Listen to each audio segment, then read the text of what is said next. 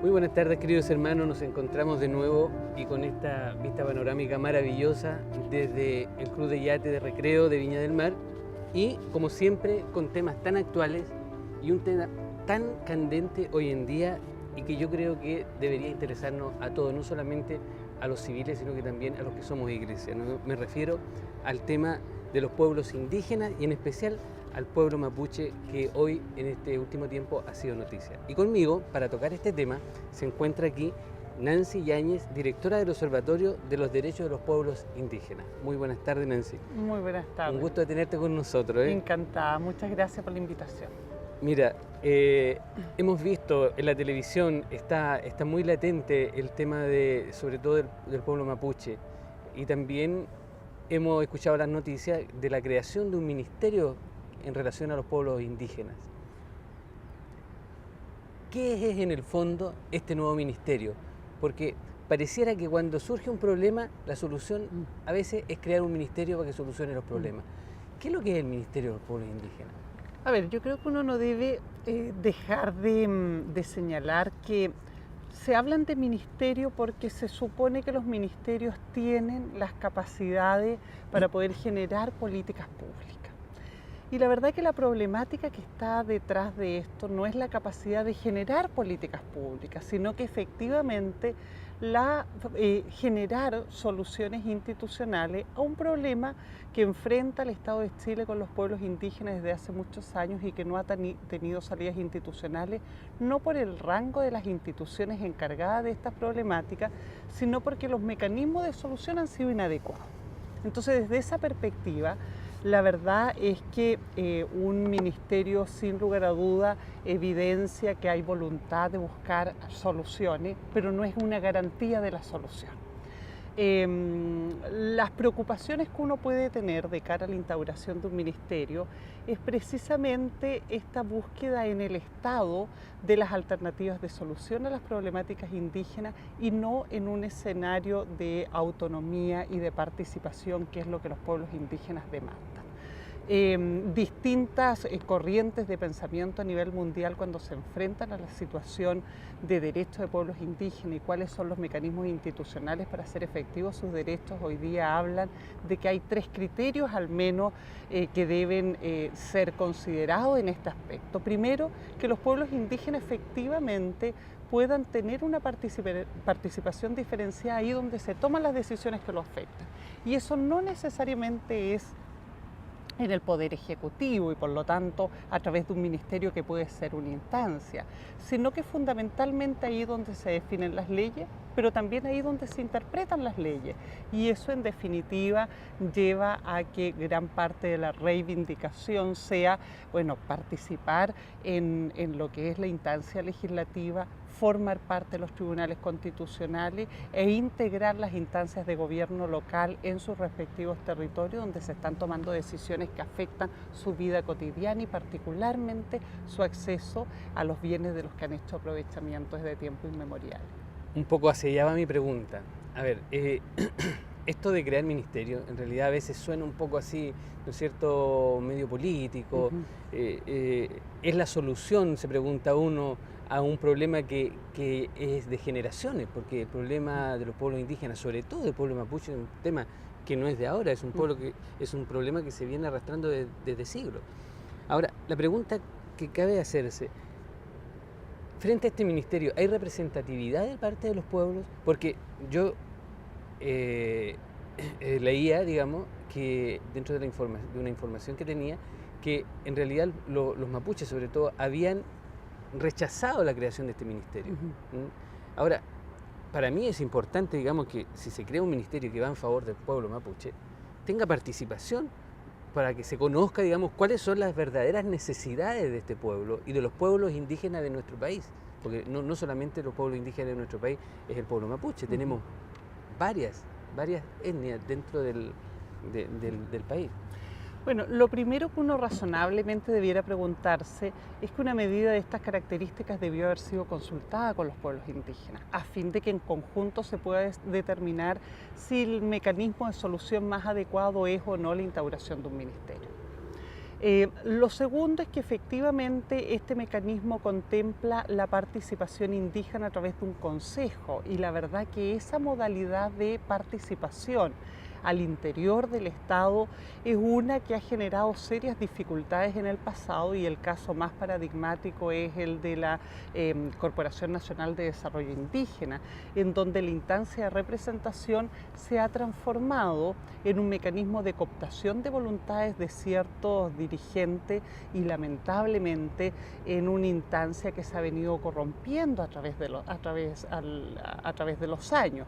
Entonces, en los términos en que está planteado, la verdad que no hay un cabal conocimiento de cuál va a ser la estructura orgánica de este ministerio, cuáles van a ser efectivamente sus atribuciones, ni los mecanismos de conformación. Como todo ministerio, por cierto, que las autoridades principales corresponden precisamente al presidente de la República.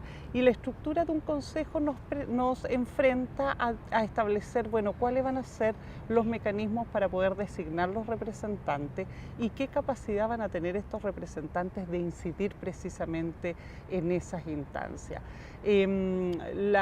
Las organizaciones indígenas se han manifestado en términos de rechazar esta propuesta porque contraviene un principio de buena fe básico, ¿no?, que es precisamente, recién habiéndose implementado el convenio 169, la obligación de consultar cualquier medida administrativa o legal que el Estado quiera impulsar, y por bien intencionada que ésta sea, la verdad que el convenio 169 es enfático que las medidas que benefician a los pueblos indígenas, como eventualmente podría ser esta, debe ser consultada de la misma forma que las que lo perjudican. Es curioso lo que tú nos dices, porque en realidad si no hubo consulta a los pueblos indígenas, digamos, ¿hacia dónde va el ministerio?, se pregunta uno,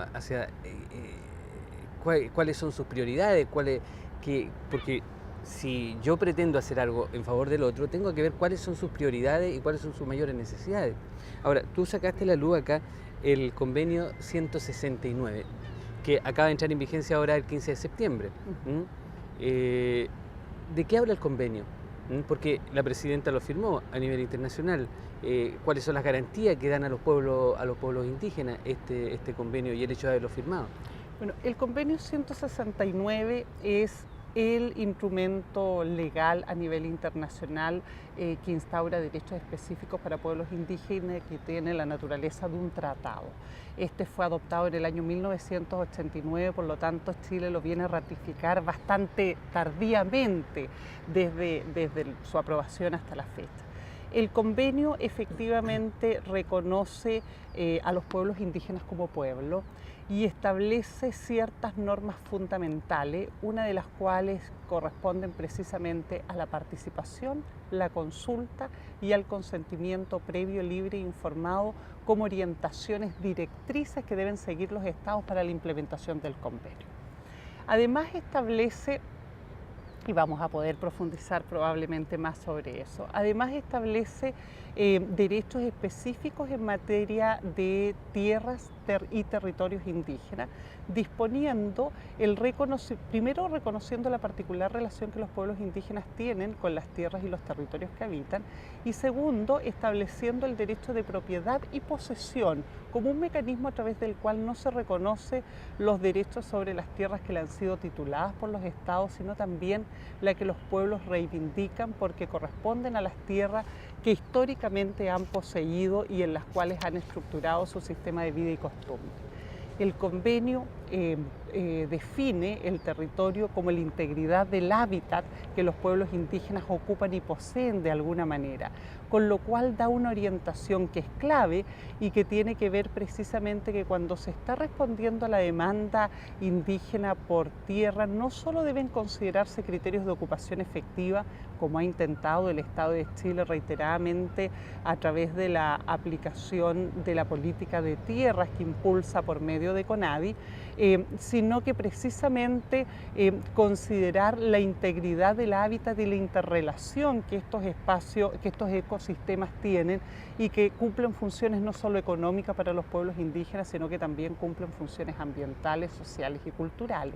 Desde esa perspectiva establece también lineamientos en materia de evaluación de impacto ambiental, obligando a que se realicen estudios de impacto ambiental autónomos, independientes, que los resultados de estos estudios sean informados a los pueblos indígenas y que además estos estudios se efectúen antes de comenzar los procesos de intervención en los territorios indígenas y durante todo el proceso, incluyendo no solo la ejecución del proyecto, sino que también el cierre de faena.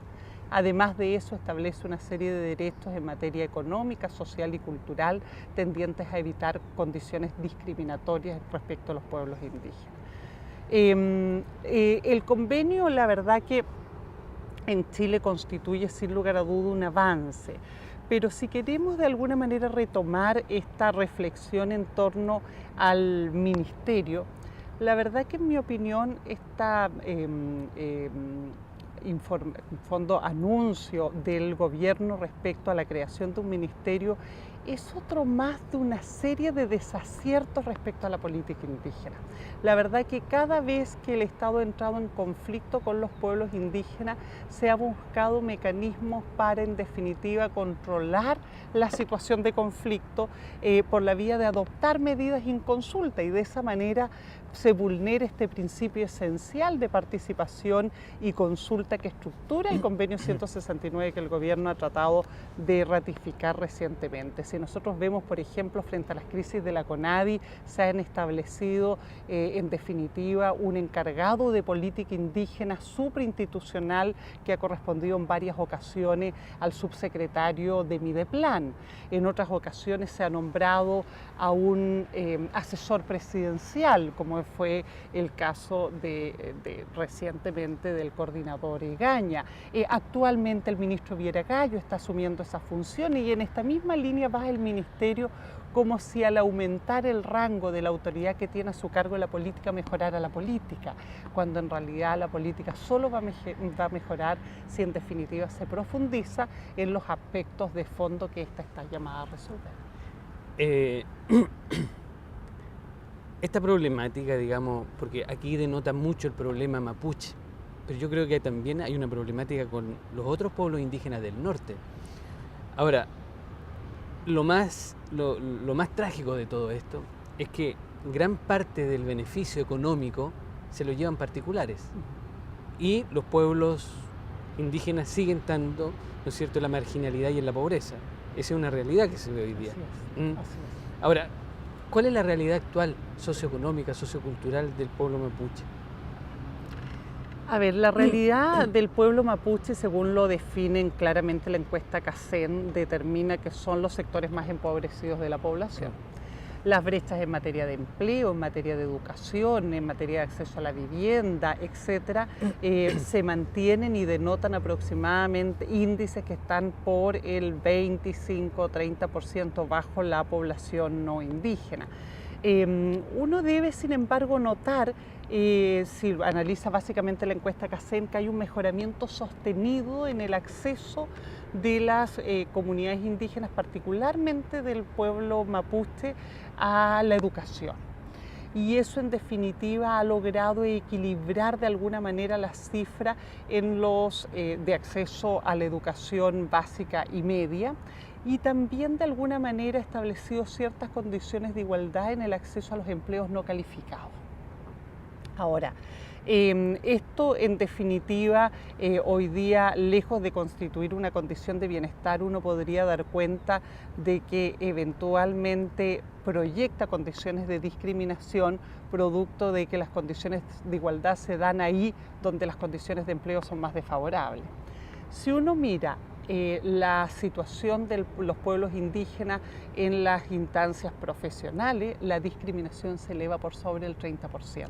O sea, en igualdad de condiciones y en igualdad de condiciones de empleo y de calificación, los profesionales mapuches son discriminados con remuneraciones inferiores en un 30% a la población no mapuche.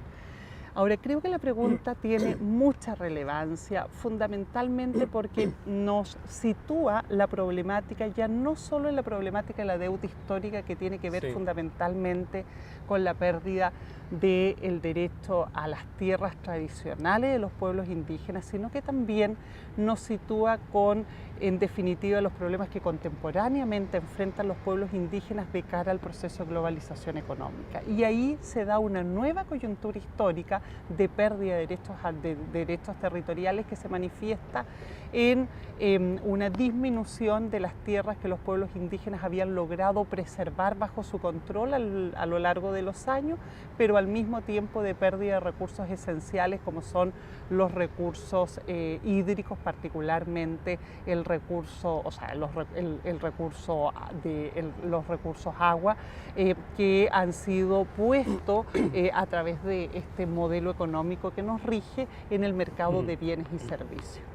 Yo quiero resaltar justamente porque hará como 3 semanas atrás el obispo de Aysén salió en defensa justamente del tema de las aguas, y aluciendo justamente a los pueblos originarios del sur de Chile, en que decía el obispo que el 90 y tantos % del derecho de aguas está en manos de particulares y, lo que es más escandaloso todavía, en manos de extranjeros. Ahora, si tenemos un problema de tierras, porque en el año 1881, que se firmó el Tratado de Paz entre el gobierno de Chile y el pueblo mapuche, ¿no es cierto?, se hizo también una repartición de tierras muy desigual, digamos.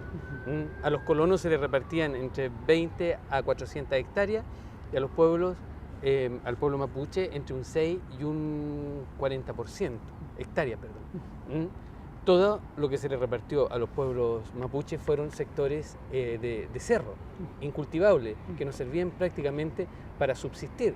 Los otros eran todos terrenos cultivables y ricos. Y ahora vamos con un tema muy similar, vamos con el tema de las aguas. Las aguas están en manos de particulares. Yo creo que es un problema más que se suma.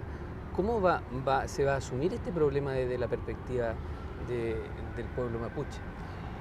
Bueno, la verdad es que efectivamente el Estado de Chile ocupa el territorio mapuche por la fuerza, y ese tratado al que te refieres, la verdad que fue el mecanismo a través del cual se reduce el territorio mapuche, entregándole, como bien se señala, una mínima parte del territorio que tradicionalmente ocupaban y que no alcanza ni al 10%, y que significó que finalmente accedieran a un promedio aproximadamente 6 hectáreas por familia, condenando para siempre al pueblo mapuche al vinifundio y modificando sus estructuras socioproductivas, que eran fundadas en la ganadería y no en la agricultura de subsistencia. De modo que lo que ha ocurrido con el pueblo mapuche es que ha tenido que hacer frente a la modernidad en condiciones de absoluta precariedad y como consecuencia de la política exprofeso y con apoyo militar aplicada por el Estado de Chile. Y es una realidad que el Estado de Chile debe hacerse cargo cuando queremos hablar de la deuda histórica con el pueblo mapuche. Ahora, el segundo tema tiene que ver con qué ha ocurrido en los últimos años. La verdad es que en el territorio mapuche se ha propiciado un modelo económico fundado en la monoexplotación de especies, monoexplotación forestal de especies exóticas como el pino y eucalipto, que son devastadoras respecto a los equilibrios ambientales y fundamentalmente respecto a las fuentes de agua. Esa situación ha generado algo inédito en ese territorio, en donde la característica era la abundancia de recursos hídricos. Sin embargo, en los últimos años, hoy día, en ese territorio se enfrenta una situación de escasez que es equiparable a la del norte chico. Tanto es así que la Comisión de Sequía ya no se reúne en el norte chico, en Ovalle y en las zonas aledañas, se reúne en Lumaco. Y en esta zona hoy día se le provee a las comunidades indígenas de agua durante el verano con camiones aljibe, porque no tienen disponibilidad de agua. Cuando las comunidades han logrado advertir esta situación, a esto se suma además que producto fundamentalmente de la expansión minera, hay una tremenda presión por recursos energéticos y eso en definitiva ha extendido el desarrollo de proyectos de energía hidroeléctrica sobre el territorio mapuche. Entonces, cuando las comunidades han reaccionado frente a esta situación, se han encontrado que las fuentes de agua se han desecado, producto fundamentalmente de la expansión de la industria forestal, y que los ríos de la región están todos en poder de las empresas hidroeléctricas transnacionales, como bien señaló el obispo de Aysén, inicialmente Endesa España, sí, quien hoy día ha vendido sus derechos a Enel y que poseen el 90% de los derechos de agua no consultivos de todos los ríos de la región. Entonces, lo que hoy día queda para constituir los derechos al pueblo mapuche es prácticamente nada, no alcanza ni a un 2% de la disponibilidad hídrica, y la forma a través de la cual se está haciendo es mediante la aplicación del Fondo de Tierras y Aguas de la CONADI, que compra agua para restituirla a las comunidades y que, por cierto, que no ha logrado revertir este proceso que es devastador sobre las pocas tierras que el pueblo mapuche mantiene bajo su control. Voy a hacerte dos preguntas porque el tiempo se nos va cortando. Me imagino. Y está muy interesante el tema. La primera es, se da un ambiente de caos, ¿no es cierto?, de agresividad de parte del pueblo mapuche hacia las autoridades, y eso pareciera a veces parecer un tema político. Yo no sé qué hay, ¿hay forma de entrar en diálogo o hay sectores dentro de las comunidades, ¿no es cierto?, que producen todo este altercado, o hay un manejo político de esto? Porque aquí, en este último tiempo, no hemos tenido una transparencia respecto a la problemática del pueblo, de los pueblos indígenas. No, o sea, no hay una transparencia y pareciera que se le echa la culpa solamente a un sector y el otro sector pasa inadvertido. Bueno, lo cierto es que hay sectores que se han movilizado para llamar la atención de las autoridades sobre las demandas insatisfechas y sobre las incoherencias de la política pública. En ese marco, quienes se han movilizado de esa forma por la reivindicación de estos derechos han sido criminalizados. Y la verdad que el proceso de criminalización se ha caracterizado porque los gobiernos democráticos de la concertación de partidos políticos por la democracia no ha dudado en usar el mayor rigor legal, en definitiva, para evitar estos procesos de movilización. Ahora, estos procesos de movilización no es la primera vez que se dan en la historia de la relación del Estado con el pueblo mapuche, sino que por el contrario, la única forma a través de la cual se ha logrado de alguna manera llamar la atención de las autoridades ha sido precisamente con la movilización en un Estado que más bien ha sido o negligente o no ha tenido la voluntad política para buscarle salidas institucionales a la demanda histórica de tierras del pueblo mapuche. Así fue durante la reforma agraria y así está siendo hoy día. El punto es que en la sobrereacción del Estado de Chile terminó aplicando la ley antiterrorista. Y en la aplicación de la ley antiterrorista, que no resiste ningún test de derechos humanos a nivel internacional y que ha sido cuestionado por todas las instancias internacionales en el ámbito de los derechos humanos, finalmente las posturas se han radicalizado. También es cierto que en la búsqueda del Estado por garantizar la gobernabilidad en esos territorios y evitar poner en riesgo fundamentalmente los intereses corporativos que cautela, fundamentalmente de tipo industrial, ha puesto toda la fuerza pública a disposición de esos intereses. De modo que cada vez que hay una movilización mapuche, la contrarreacción es una que se realiza a través de las fuerzas de carabineros apostadas en los predios o de empresas forestales o de particulares que reaccionan usando la fuerza y usando armas de fuego de grueso calibre que han terminado en la muerte ya de 3 comuneros mapuches, cuyas muertes se mantienen en la impunidad. Y eso sin lugar a dudas ha radicalizado las posturas. Y eso va a seguir radicalizando las posturas y la verdad que sobre esto yo no dejo de ser enfática porque hemos intentado de distintas maneras tener conversaciones con las autoridades evidenciando esta situación, tanto con Carabineros como con las autoridades civiles, y la verdad que tenemos la intención de que estamos sembrando en el desierto. Diera la impresión, tú usaste un término de criminalización del tema mapuche, y lo habla el padre de la pastoral mapuche, el sacerdote Fernando Díaz, que habla justamente de que se ha criminalizado el tema del reclamo, ¿no es cierto?, de parte del pueblo mapuche por sus derechos. Y a mí me gustaría, no fue posible hacerlo ahora, pero que si se pudiera tener acceso a la lectura de esto, porque él lo relata muy bien. O sea, por siglos hemos marginado al pueblo mapuche de sus derechos. Actualmente, dentro de toda esta globalización que hablamos, los mantenemos siempre dentro de los estándares laborales, siempre en un perfil más bajo, como tú lo decías anteriormente. Ahora, frente a esto, la Iglesia Católica, ¿qué papel cumple? Porque hemos visto declaraciones de obispos, del obispo de Aysén, del obispo de Temuco. ¿Qué papel cumple la Iglesia Católica en toda esta problemática? Bueno, la Iglesia Católica, particularmente el Vicariato de la Araucanía, y en particular el padre Fernando Díaz, yo creo que han sido claves en generar lazos de confianza con las comunidades mapuche en el marco de la criminalización.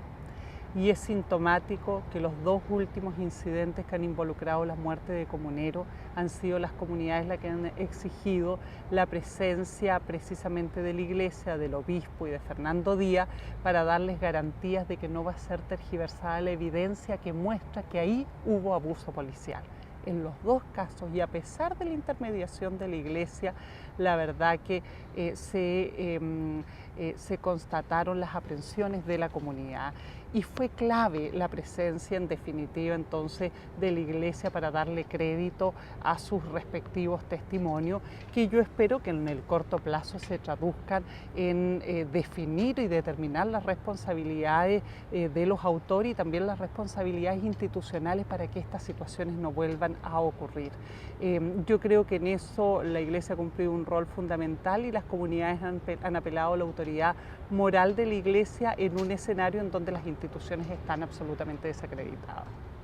Nancy, el tiempo es tan corto en televisión y esto daría para mucho más. Tenía un material que me enviaron, pero era inacabable. Sería para hablar mucho, porque hay mucho de historia también detrás de todo esto. Queridos hermanos, el Papa Juan Pablo II, en su encíclica Evangelium Vitae, habla justamente de la reivindicación de los derechos de los pueblos originarios de cada país. Dios hace salir el sol para todos. Todos estamos bajo un mismo sol y estamos bajo un mismo Padre. Los pueblos originarios de nuestra patria por siglos tuvieron en sus manos y tuvieron los derechos sobre las tierras de las cuales nosotros hoy habitamos. Es justo que podamos vivir en armonía, y eso solamente amerita que haya consenso y que haya también un poco de disponibilidad de parte de las autoridades. Queridos hermanos, les agradezco nuevamente que hayan estado con nosotros, y nos encontramos, si Dios quiere, el próximo domingo. Gracias, Nancy. Muchas gracias.